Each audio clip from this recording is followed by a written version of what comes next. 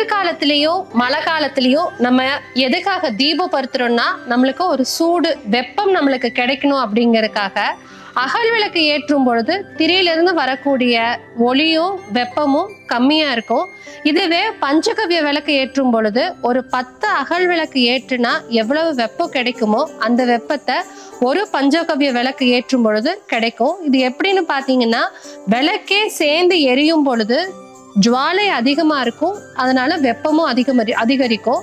இந்த வெப்பம் நம்மளை சுத்தி இருக்கக்கூடிய நம்மளுக்கு தேவையில்லாத நச்சு கிருமிகளை அழிக்கக்கூடிய ஆற்றல் இந்த பஞ்சகவ்ய விளக்குல இருந்து வரக்கூடிய ஜுவாலைக்கு உண்டு. இந்த சமயம்தான் முக்கியமா நிறைய பேருக்கு நுரையீரல் சம்பந்தமான பிரச்சனை, வீசிங்கு, நேசல், அதாவது மூக்கடைப்பு, சளி பிடிக்கிறது, இது மாதிரி அதிகப்படியான பிரச்சனை இந்த காலகட்டத்துல தான் இருக்கும். இந்த விளக்குல இருந்து வரக்கூடிய புகையை சுவாசிக்கும் பொழுது இந்த மாதிரி நுரையீரல் சம்பந்தமான பிரச்சனைகள்ல இருந்து நம்மளால பாதுகாத்துக்க முடியும்.